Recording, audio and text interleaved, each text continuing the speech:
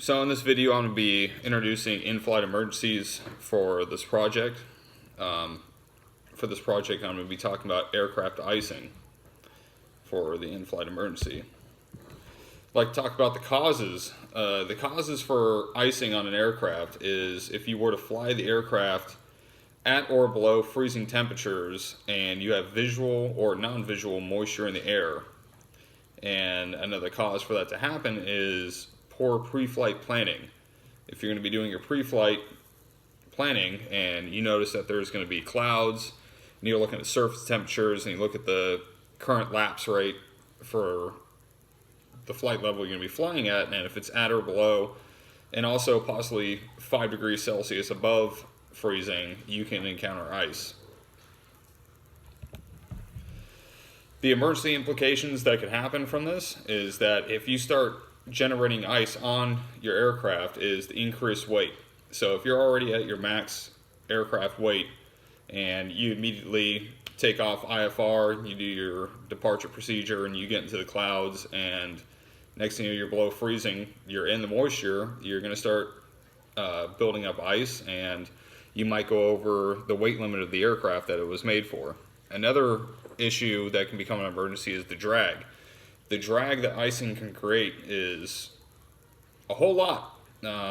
If you're in a propeller-driven airplane and it starts getting up on your props or on your wings, it will start slowing you down.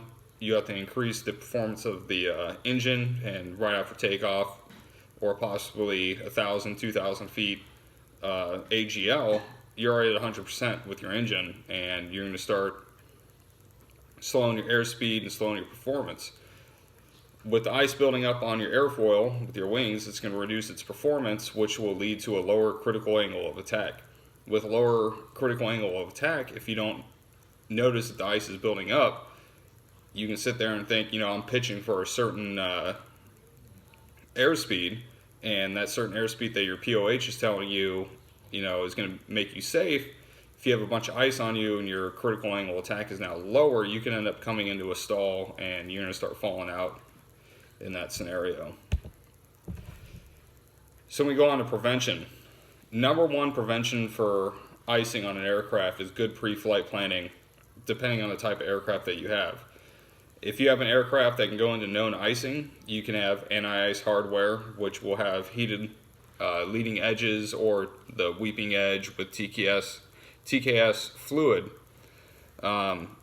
Most turbine aircraft will have heated leading edges. They can, siphon off from the compressed air and blow it into the leading edges and melt the ice off. And then you have another option is de-ice, where you'll have pneumatic or hydraulic boots that will expand and break the ice off, but you have to make sure that it builds up enough to expand and break it off instead of just having it on the whole time and cycling.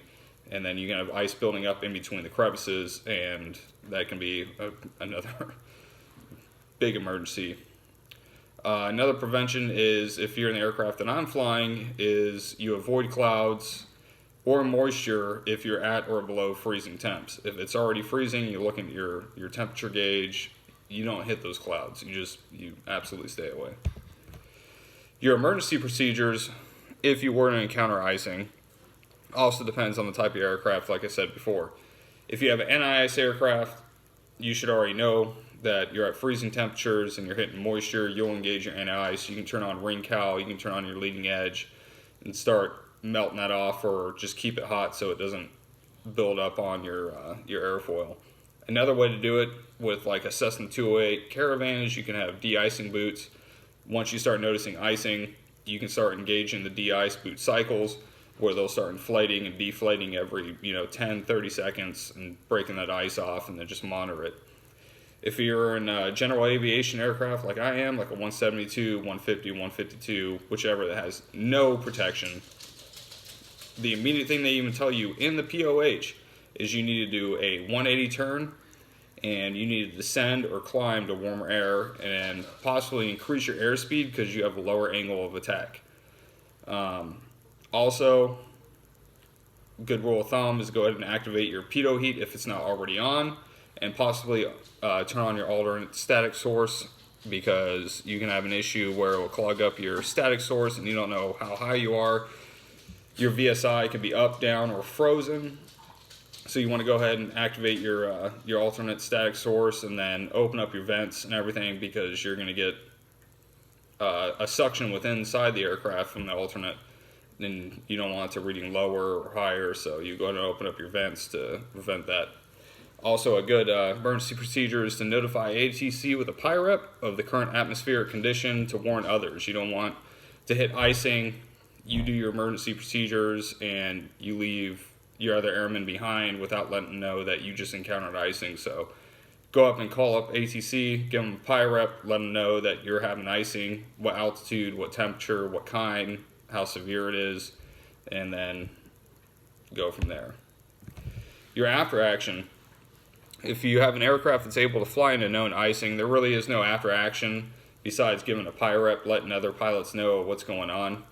If you're an aircraft that does not have known icing capabilities, you're going to make that PIREP. You might squawk 7700, give an emergency call, because you could have a serious loss of performance and don't know where you're going. Immediately after that, once you descend or climb, you need to find the nearest airport, land, and once you land, take a good inspection of your aircraft for icing damage.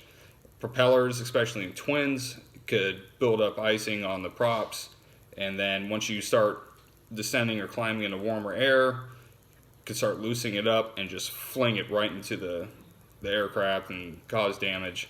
Then you want to look at intakes, your rear stab, your vertical stabilizer, look for any kind of damage from the ice, and then if there is none, good on you. If there is, then you need to start making calls.